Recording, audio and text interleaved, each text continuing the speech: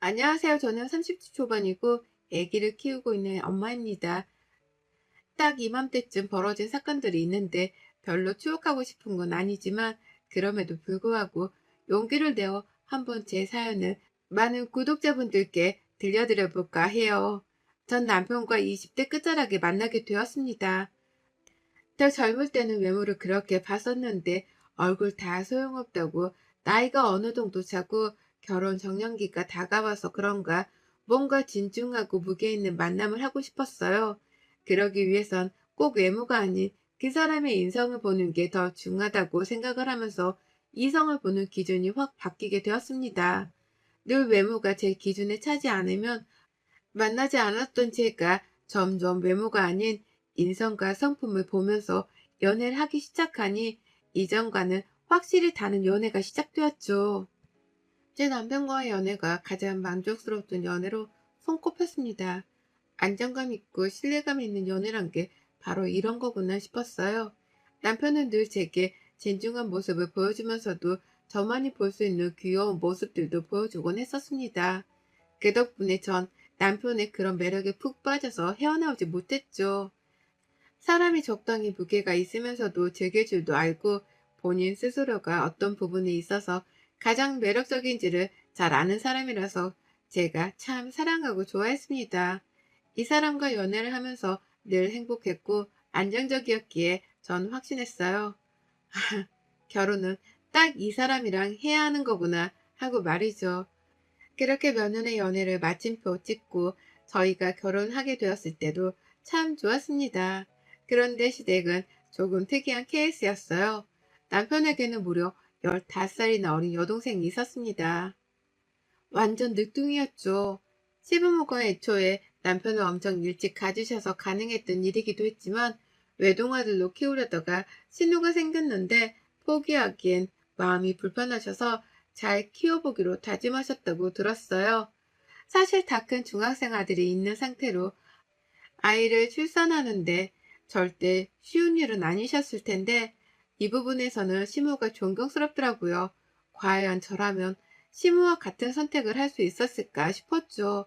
그래서 저희가 결혼을 했을 때 신우는 고등학생이었고 신우라기보다는 거의 무슨 제게도 여동생 같은 느낌이어서 용돈도 주고 언니 동생 하는 그런 사이로 지냈던 것 같습니다. 그냥 신우를 보면 뭔가 챙겨줘야 할 것 같은 의무감이 들어서 자꾸 뭐라도 챙겨주게 되더라고요. 제 시설에서 봤던 고등학생의 신우는 되게 야무딱지고 본인의 진로 방향이 확고했던 똑부러지는 학생이었습니다. 그래서 확실히 성공할 거라고 늘 그렇게 생각했었고 신우에 대한 걱정은 전혀 해본 적이 없었어요. 단 시댁에 대한 걱정은 하나 있었는데 시부가 지병을 앓으시다 일찍 돌아가셔서 시댁 식구라곤 어린 신우와 시모 이렇게밖에 없었습니다.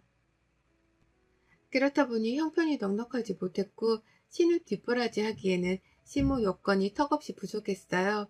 저랑 결혼하기 전에는 남편이 이런 상황이었기에 함께 도왔다고 합니다. 그러나 결혼을 하고서는 도울 수 없는 상황이 되었고 시모가 꽤나 막막했는지 남편에게 슬며시 말을 건넸더라고요. 이걸 어느 날 소주 한잔 하자며 분위기를 잡더니 남편이 어렵사리 제게 말을 꺼냈습니다. 여보, 내가 부탁 아니 부탁을 해야 할 것 같아서 오늘 술 한잔 하자고 한 거거든. 당신도 알겠지만 우리 집 형편이 뭐 좋은 것도 아니고 진주 이제 대학 다니면서 돈도 너무 많이 들고 하다 보니까 엄마가 너무 힘드신가 봐. 거기다 지금 엄마가 관절도 아프셔서 하던 일도 풀근무해서 파트타임으로 바꾸시고 돈벌이가 어려운 상황이더라고. 그래서 내가 적어도 진주 졸업할 때까지는 도와줘야 할 것 같은데 어쩌지? 정확히 매달 얼마씩 도와줘야 하는 거야? 많을수록 좋은 건데. 그렇겠지. 근데 여보, 우리 집 일 아니라고 쉽게 말하는 거 절대 아니니까 서운하게 듣지 마. 당신이랑 나랑 결혼을 했고, 우리도 애기도 곧 가질 거고, 그럼 나 육아휴직 해야 하고, 얘 어린이집 보낼 때까지 최소 몇 년은 나 일 못하잖아. 그럼 당신 외벌이로 먹고 살아야 하는데, 우리도 돈을 어느 정도는 모아야 하지 않겠어? 우리가 여유 있는 것도 아닌데, 도울 수 있는 상황이 아니잖아. 솔직히 말해서 대학 다니면서 알바하는 친구들도 많고 아가씨가 직접 벌어서 용돈이든 생활비 정도는 보탤 수 있잖아? 진주가 알바를 하면 공부를 언제 하겠어? 그건 아니지. 그래, 당신 말도 이해하는데 그래도 상황이 너무 안 좋아서 그렇지 뭐. 이렇게 하자. 어머님께도 확실히 말씀드려. 우리가 아기 생기기 전까지 매달 50만 원씩 용돈 드린다고 해. 아직은 맞벌이니까 가능하지만 아기 생기고 그럼 우리도 빠듯해서 어렵다고 확실하게 딱 말씀드려. 내 앞에서 지금. 결국 남편의 아쉬운 소리를 모른 척할 수는 없어서 매달 50만 원씩 용돈을 드리기로 했습니다. 솔직히 전 이해가 안 가는 부분들이 많았어요.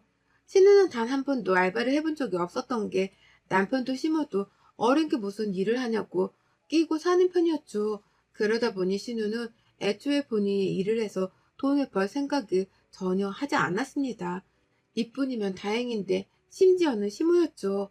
그나마 늦둥이 자식 키우려면 시모라도 정신 차리고 열심히 벌어먹고 살 생각을 해야 하는데 시모는 이래저래 핑곗거리들을 늘어놓으면서 점점 일하는 시간을 줄였고 결국 하루에 몇 푼 벌지도 못하는 수준으로 벌기 시작했습니다. 그러다 보니 시댁이 돈 때문에 허덕이고 쪼들리는 건 너무 당연한 일이 되어버렸어요. 이런 와중에 저희 부부는 원래 계획대로 아이를 가지게 되었습니다. 그런데 웃긴 건 임신과 동시에 용돈은 없다고 해서일까요? 시모는 임신을 달가워하지 않았고 뭐가 그리 급해서 벌써 애를 가졌냐고 오히려 타박을 하시더군요. 황당하기 짝이 없어서 말이 나오지 않았지만 그저 그러려니 했던 것 같습니다. 임신을 한 상황에서도 막달까지 꾸역꾸역 출근을 했고 돈을 열심히 아끼며 모았어요. 이 와중에 혹여나 남편이 저 몰래 시댁에 돈을 보내거나 할까봐 신뢰를 잃는 행동을 할까 걱정이 되어서 아이의 돈 관리를 제가 하기로 했습니다. 그렇게 10달 내내 제가 돈 관리를 하면서 시모에게 갖은 잔소리를 들어야만 했죠. 시모는 이유 없는 욕을 했습니다. 근거가 있는 타당한 욕이라면 제가 이해라도 하겠지만 그저 제가 마음에 들지 않고 짜증나서 욕하고 싶으니 아무런 이유를 갖다 붙여 제게 욕을 하는 거예요. 예, 너처럼 그렇게 아끼면서 살면 사람들이 욕한다, 욕해. 적당히 좀 하도록 해라. 어머님, 솔직히 전 아끼는 정도는 아니죠. 적당히 쓰려고 노력을 하는 거죠. 워낙 미천이 없어서 모을 수 있는 때라도 모아야 할 것 같아서요. 인생 어떻게 될지는 모르는데, 안 그래요? 그래, 경제관념이 아주 그냥 똑 부러져서 좋겠다, 너는. 그나저나 돈 관리는 각자 하지. 뭐하러 네가 다 하니? 요즘 젊은 부부들은 다 각자 한다고 하던데. 그거야 부부마다 다 다른 거죠. 그니까 왜 네가 하냐고. 우리 아들이 번 돈까지 왜 몽땅 네가 가져가서 관리를 하냐고. 시문은 심각했어요. 저 정도의 말은 귀여운 애교 수준이었고 그저 제게 어떻게든 욕이 하고 싶어 안달이라도 난 사람처럼 심각할 정도로 괴롭히기 시작했죠. 특히나 돈 관련해서는 더더욱 심각했던 게 제가 돈 관리를 시작하면서부터 본인에게 아예 돈이 올 방법이 없다고 생각해서 그런 건지 더욱 심했습니다. 안 그래도 임신한 후 몸도 힘들고 이전보다 더 예민해져서 짜증 지수도 높아졌는데 심호까지 저러니 더 힘들었어요. 신문은 전화나 카톡으로도 하루에도 몇 번씩 신세 한탄도 늘어놓곤 했습니다. 보통 다 이런 식이었죠. 뭐 하냐, 일이 바쁘냐고 물어보셔. 그렇다, 뭐 괜찮다고 대답을 하면 사는 게 의미 없다며 숨만 쉬어도 배가 고픈 것도 싫고 배가 고픈데 먹을 것도 없는 게 싫고 먹을 거 살 돈이 없는 게 서럽다는 식으로 제게 매일같이 이런 연락을 하셨습니다. 보고 돈 한 푼이라도 보내라는 거죠. 매정하다 하실지 모르겠지만 처음 몇 번은 저도 진심으로 시댁에 좋은 음식들, 좋은 것들 많이 가져다 드렸습니다. 그러나 뒤에서 이딴 걸 왜 주냐, 한우고 나발이고 돈이나 주지라는 뒷말을 하는 걸 들은 후부터 절대 아무것도 주지 않아요. 어차피 뭘 줘도 돈이 아니면 욕먹을 게 뻔하고 하나를 주면 그걸로 만족할 리가 없다는 걸 누구보다 잘 아니까 애초에 모른 척 합니다. 그렇게 임신한 10달 내내 스트레스를 인생에서 가장 많이 받았지만 아이는 무사히 버텨주었고 건강하게 출산했어요. 출산과 동시에 전 퇴사를 했고 3, 4년 정도는 집에서 전업주부로 살기로 했죠. 남편도 저도 이 기간에 아이를 다른 사람 손에 맡기는 건 결사 반대였거든요. 산후조리원에도 2주 정도 있고 싶었지만 한 푼이라도 아끼자는 마음으로 일주일만 있다 나왔는데 있었나 싶었을 정도로 눈 깜짝할 사이에 지나간 조리원 천국의 맛을 아주 잠깐 보고 집에 돌아왔습니다. 그렇게 육아헬이 열렸고 애기랑 매일 지지고 볶으며 살고 있었어요. 아이를 키우다 보면 별의별 일대로 돈을 정말 많이 쓰게 된다는 걸 아실 건데 진짜 돈이 많이 들더라고요. 주변에서 하도 많이 들은 소리라 많이 들겠지 싶긴 했지만 이렇게 많이 들 줄은 솔직히 몰랐습니다. 그러다 보니 제게 쓰는 돈을 줄이게 되었고 그저 남편과 딸아이에게만 퍼주게 되더라고요.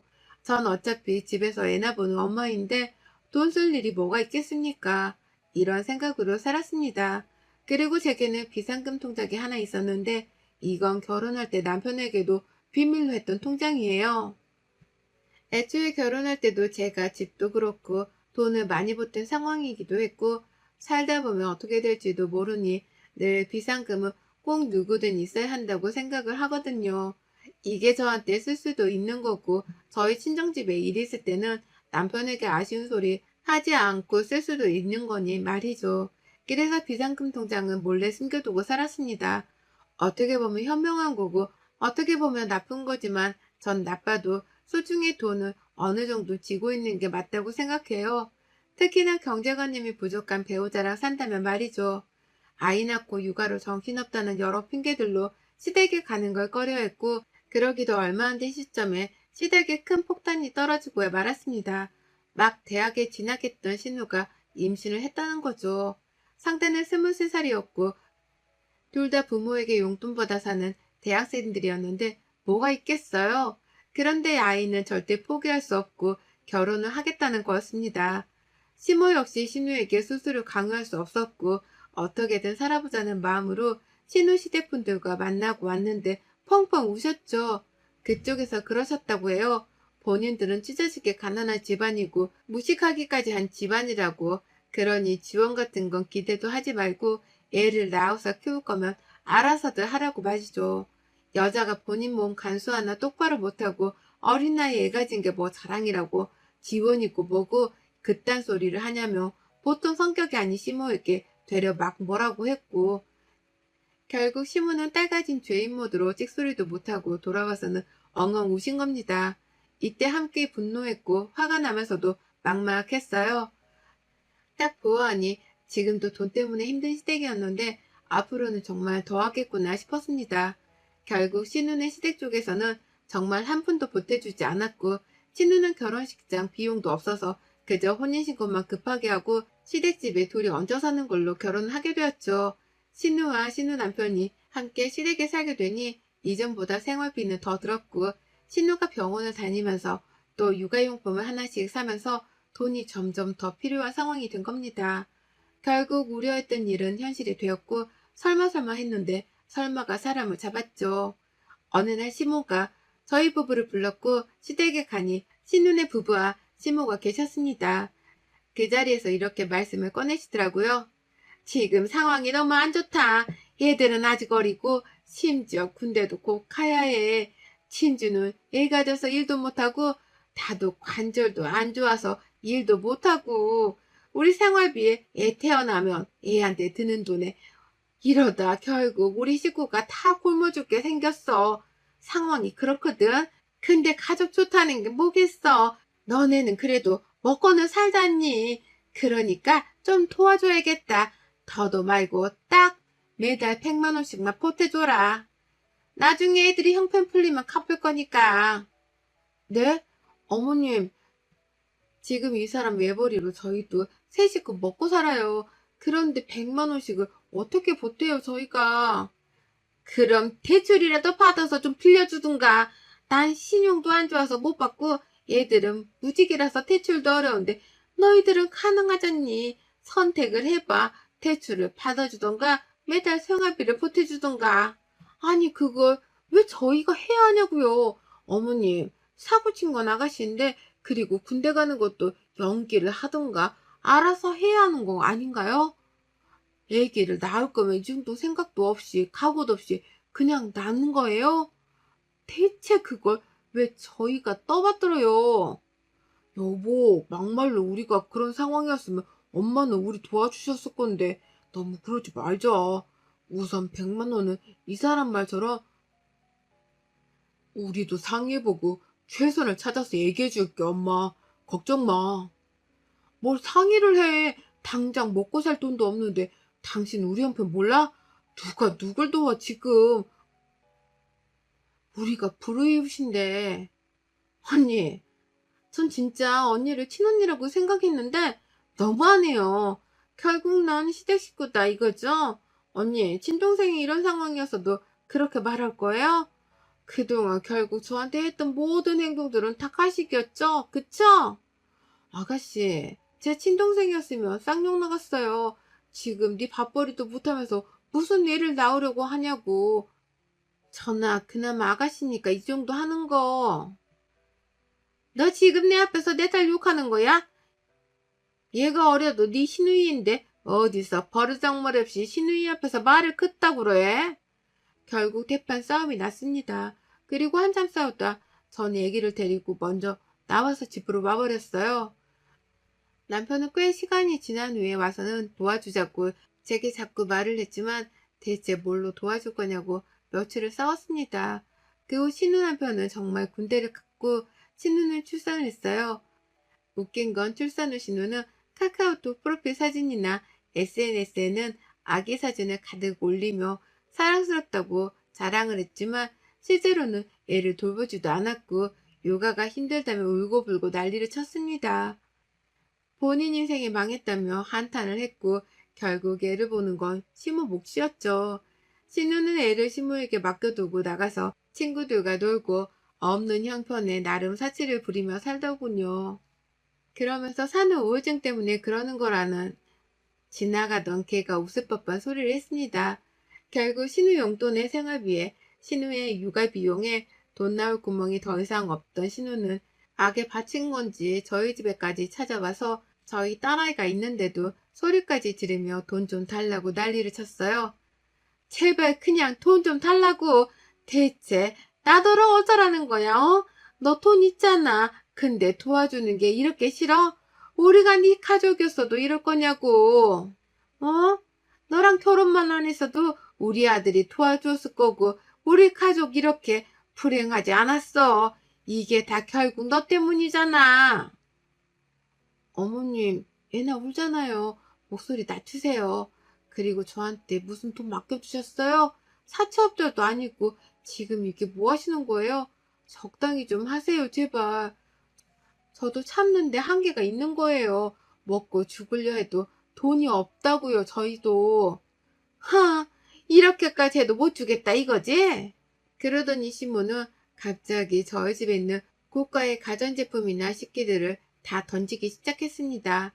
이미 시모의 목소리에 놀라서 우는 아이를 안고 있었지만 저런 모습에 얘가 더 놀라서 결국은 말리지도 못하고 애를 데리고 방 안으로 들어가 문을 잠그고 경찰을 불렀죠.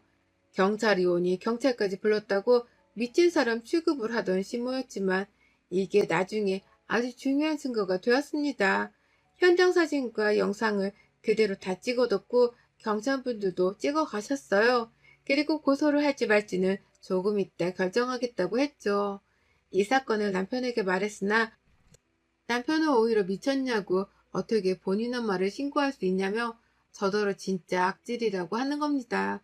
딱 여기서 갈팡질팡하던 마음을 싹 정리했고 마지막 최후의 수단과 증거를 남기기 위해 남편을 데리고 시댁으로 향했어요.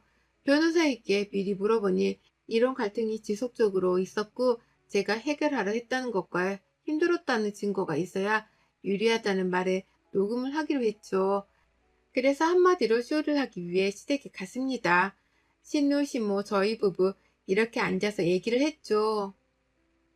어머님이 하루 이틀도 아니고 결혼생활 내내 돈돈돈 하시면서 자꾸 사채업자처럼 저한테 돈 달라고 하시는 거 솔직히 저 견디기 너무 힘들어서 이 사람이랑 못 살겠어요, 어머니. 이런 썩을 것이 살지 마. 그럼 어쩌라고? 야, 막말로. 어? 네 신우가 한참 어린데 어쩌다 동생이라고 생각했으면 돈 치워주고 도와주는 게 맞는 거 아니냐? 그리고 신부가 힘들면 당연히 용돈이고 생활비고 어른이 알아서 줘야지. 넌 그딴 센스도 없고 머리도 없고 애가 그저 어떻게든 한 푼이라도 안 주려고 하는 꼬락서니까 딱 썩을 것이야. 제가 왜 그래야 하냐고요, 어머님. 이 사람 외벌이로 저희 세 식구 먹고 사는 것도 힘들다고 했잖아요. 먹고는 살잖아. 어머님이랑 아가씨가 저보다 쇼핑 더 많이 하는 거 아세요? 저 몇 달에 어쩌다 한번 제 옷 한번 살 때 어머님이랑 아가씨는 매주 한 번씩은 사시던데요. 결국 이런 식으로 그간 있었던 일들을 다시금 읊으며 녹음을 했고 시몬은 노발대발을 하면서 돈도 안 줄 거면 당장 나가라고 막 소리를 쳤죠.